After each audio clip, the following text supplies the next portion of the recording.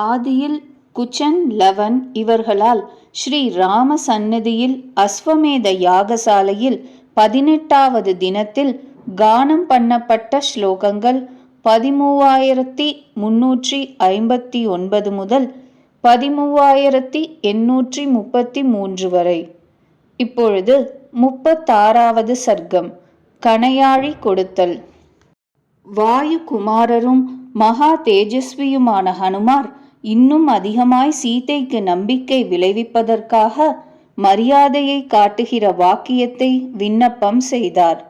அம்மா புண்ணியவதி, நான் தீமானான ஸ்ரீராமருடைய தூதனான வானரன் ஆகையால் உமக்கு சந்தேகமற்ற நிச்சயம் உண்டாவதன் பொருட்டு அந்த மகாத்மாவால் கொடுக்கப்பட்டு என்னால் கொண்டுவரப்பட்ட ஸ்ரீராமருடைய பெயர் எழுதப்பெற்ற இந்த கணையாழியையும் கட்டாட்சித்து அருளும். உமக்கு க்ஷேமம் வந்துவிட்டது. துக்கத்தின் ஒழிந்த முடிவு கண்டவராய் ஆகிறீர். மனோதைரியம் கொள்ளும்.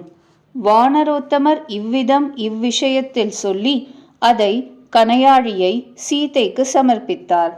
அந்த ஜானகியானவள் காதலனது கணையாழியை கையில் வாங்கி கண்களால் உற்று பார்த்து பர்த்தாவை நேரிலே கண்டவளாகவே சந்தோஷம் கொண்டவளாய் விளங்கினாள். அப்பொழுது அந்த பெண்மணி சிறிது லஜ்ஜை கொண்டவளாய் பர்த்தாவினது விருத்தாந்தம் தெரிந்ததினால் சந்தோஷம் அடைந்தவளாய் மன சந்துஷ்டி கொண்டவளாய் மகா கபியை பேருதவி புரிந்தவராய் எண்ணி வாயார புகழ்ந்தாள். வானரோத்தமா, நீர் விக்ரமசாலி, நீரே சமர்த்தர், நீரே பிராக்ஞர். ஆகவேயன்றோ ஒருவரால் இந்த அரக்கர்களின் அந்தஸ்து அற்பமாக்கப்பட்டது. பெரிய மத்தியஸ்தங்களுக்கு இருப்பிடமான 100 யோஜனை விஸ்தாரமுடைய சமுத்திரம் விக்ரமவான் என்று பெருமை பெறத்தக்கவராய் ஒரே தாண்டலாய் தாண்டின உம்மால் மாட்டுக் குளம்படியாக்கப்பட்டது. வானரோத்தமா, உன்னை சாதாரணமான வானரமாய் நான் நினைக்கவில்லை. ஏனெனில் அந்த உமக்கு ராவணனிடத்தினின் இன்றும் அச்சம் இல்லை, மனக்கவலை கூட இல்லை. வானரோத்தமா, நினைவறியும் அந்த ஸ்ரீராமரால் ஏவப்பெற்றவராய் இருக்கிறீர். ஆகையால் என்னுடன் சம்பாஷிக்க உரியவரே ஆகிறீர்.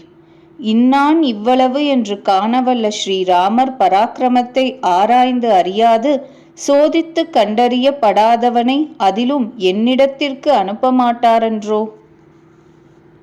தர்மாத்மாவும் சத்திய வத்சலருமான அந்த ஸ்ரீராமர் நல்ல வேலையாய் க்ஷேமத்துடன் இருக்கிறார். சுமித்ரையின் சந்தோஷ வர்த்தகரும் மகா தேஜஸ்வியுமான லக்ஷ்மணர் அப்படியே க்ஷேமமாய் இருக்கிறார். காகுத்சர் க்ஷேமமே. அப்படியானால் கடல் சூழ்ந்த பூவுலகை காலாக்னி கிளர்ந்தது போல கோபத்தால் எரிக்கப் போகிறாரோ என்னமோ? தேவர்களுக்கும் கூட சிக்ஷை புரிவதில் அவ்விருவர்களும் வல்லவர்களே. ஆனாலோ எனது துக்கங்களுக்கு ஒழியும் தன்மை இல்லை என்று நினைக்கிறேன். புருஷோத்தமரான ஸ்ரீராமர் மனம் கலங்காதிருக்கிறார் என்று நான் நினைக்கிறேன். பரிதபியாதிருக்கிறார் என்றும் மேல் நடக்க வேண்டிய காரியங்களை கவனித்து வருகிறார் என்றும் நான் நினைக்கிறேன். ராஜாவின் குமாரர் தைரியத்தை விடாமல் இருக்கிறார் என்று நான் நினைக்கிறேன். காரியங்களில் கலவரமடைந்தவராய் தடுமாறாதிருக்கிறார் என்றும் புருஷ பிரயத்தனங்களை செய்து கொண்டிருக்கிறார் என்றும் நான் நினைக்கிறேன். போர் வீரர் மித்திரர்களிடத்தில் அன்பராய் சாமம் தானம் எனும் இருவகை உபாயத்தையும் சத்ருக்களை ஜெயிக்க ஆசை உண்டவராய் தானம் பேதம் தண்டம் என்ற மூவித உபாயத்தையும் உபயோகிக்கிறார் என்று நான் நினைக்கிறேன். பெயர் பெற்ற நண்பர் மித்திரர்களால் வந்து காணப்படுகிறார் என்றும் மித்திரர்களை உபசரிக்கிறார் என்றும் நான் நினைக்கிறேன். மித்திரர்களாலும் நன்கு மதிக்கப்படுகிறார் என்றும் நான் நினைக்கிறேன். சக்கரவர்த்தி திருமகனார் தேவர்களுடைய அனுக்கிரகத்தை பிரார்த்தித்து வருகிறார் என்று நான் நினைக்கிறேன்.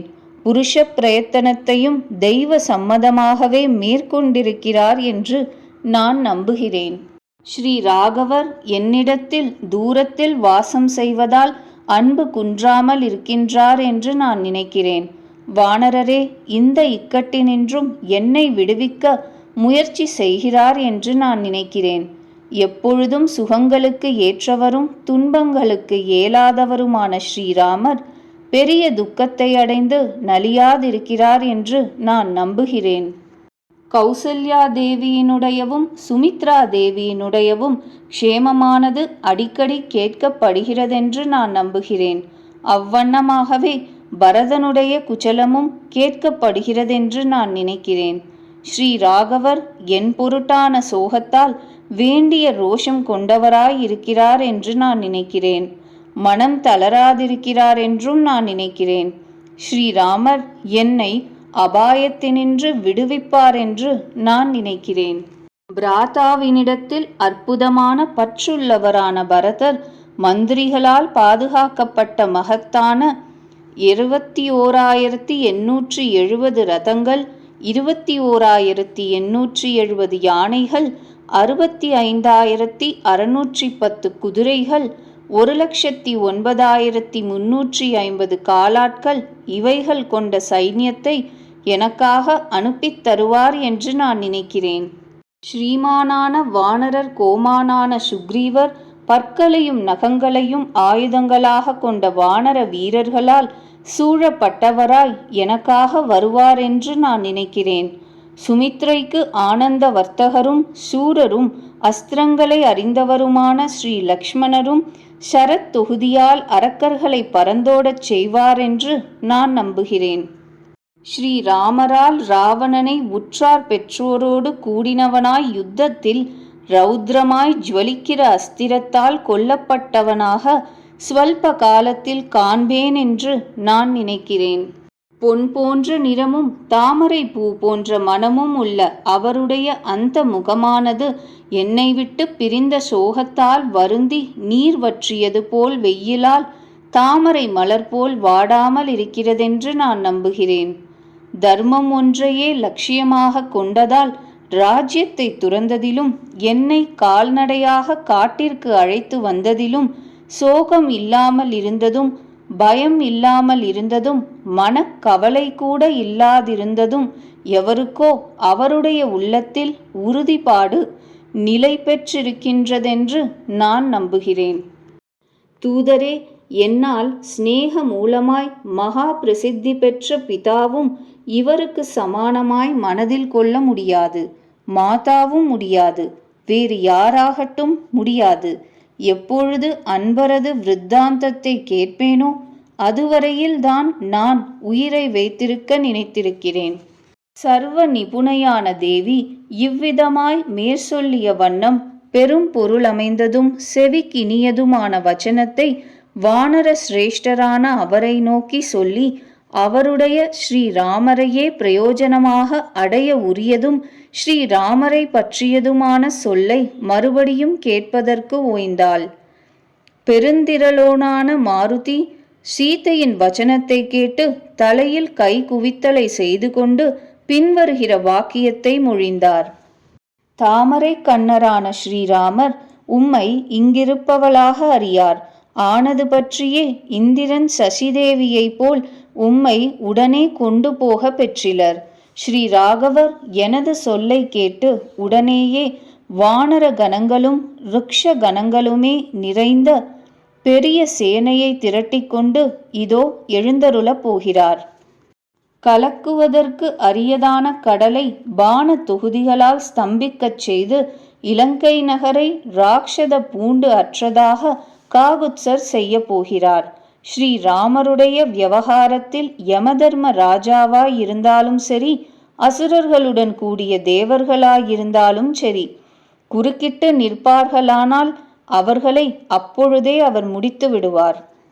ஓ பெருமாட்டியே, அந்த ஸ்ரீராமர் உம்மை காணாமையால் உண்டான சோகத்தால் பரிதபிக்கின்றவராய் சிங்கத்தால் பீடிக்கப்படும் யானை போல் சுகத்தை காணாது இருக்கிறார். ஓ தேவி, ஸ்ரீராமருடைய அழகிய கண்ணுள்ளதும் இன்பம் விளைவிப்பதும் கோவை கனி போன்ற அதரம் உள்ளதும் அற்புதமான குண்டலங்கள் அணிய பெற்றதும் உதயமான பூர்ண சந்திரனை போல் விளங்குவதுமான முகத்தை நீர் கண்டுகளிக்கப் போகிறீர் என்று மலைய மலையின் மேலும் விந்திய மலையின் மேலும் மேரு மலையின் மேலும் மந்தர மலையின் மேலும் தர்த்துர மலையின் மேலும் கிழங்குகள் பழங்களின் மேலும் உமக்கு ஆணையிட்டுச் சொல்லுகின்றேன். ஓ வைதேகி, ஸ்வர்க்கத்தில் இந்திரனுக்கே உரிய இடமான நாகப்பிரஷ்டம் என்பதின் உச்சியில் வீற்றிருக்கிற இந்திரனைப் போல் பிரஸ்ரவண மாலையில் ஸ்ரீராமனை இதோ பார்க்கப் போகிறீர். ஸ்ரீ ராகவர் பழங்களின் சதைப்பற்றுள்ள பாகத்தையும் புஜிப்பதில்லை. தேனாயிருந்தாலும் உட்கொள்ளுகிறதில்லை. நாடோறும் 24 நாழிகைக்கு மேல் 30 நாழிகைக்குள் ஆச்சாரத்துடன் தயாரிக்கப்பட்டதும் நீரில் வேகவிடப்பட்டதுமான காய் கிழங்கை புஜிக்கிறார். உமக்கு ஒப்பித்துவிட்ட உள்ளறிவால் ஸ்ரீ ராகவர் மேனியிலிருந்து ஈக்களையும் ஒதுக்குவதில்லை, கொசுக்களையும் ஒதுக்குவதில்லை, புழுக்களையும் ஒதுக்குவதில்லை, பாம்புகளையும் ஒதுக்குவதே இல்லை. அந்த ஸ்ரீராமர் ஏதொன்றிருந்தால் வேறொன்றும் தேவையில்லையோ அதை கொள்வதில் மனம் செலுத்தியவராய், இது நிமித்தமாய் எப்பொழுதும் சோகத்தால் பரிதபிப்பவராய், எப்பொழுதும் ஆழ்ந்த ஆலோசனையில் இருப்பவராய், சிறிதேனும் வேறு எதையும் அறியார். புருஷ சிரேஷ்டரான ஸ்ரீராமர் ஒரு பொழுதும் நித்திரை கொள்வதில்லை. எப்பொழுதேனும் கொஞ்சம் உறங்கினாலும் சீதே என்னும் மதுரமான மொழியை கூப்பிட்டபடியே கண் விழிக்கிறார். பழத்தையாவது புஷ்பத்தையாவது ஸ்திரீகளின் மனதிற்கினிய வேறு எதையாவது கண்டு மிகவும் வருந்துபவராய், ஆ பிரியே என்று இவ்வண்ணம் உம்மை கூவுகிறார். ஓ தேவி, மகாத்மாவும் ராஜகுமாரரும் பிரமாணங்களை உறுதியாய் அனுஷ்டிப்பவருமான அவர் எப்பொழுதும் பரிதவிக்கிறவராய், சீதே சீதே என்று உம்மை கூப்பிட்ட வண்ணமாயே உம்மை அடைவதற்காகவே முயற்சி செய்கிறார். விதேக மன்னரின் மகளான அவள் ஸ்ரீராம சங்கீர்த்தனத்தால் நீங்கிய சோகமுடையவளாய், ஸ்ரீராமருடைய சோகத்தால் அவரோடொத்து சோகித்தவளாய், சரத்கால ஆரம்பத்தில் மேகம் படிந்த சந்திரனை உடைய இரவு போல் விளங்கினாள். 36வது சர்க்கம் முற்றிற்று.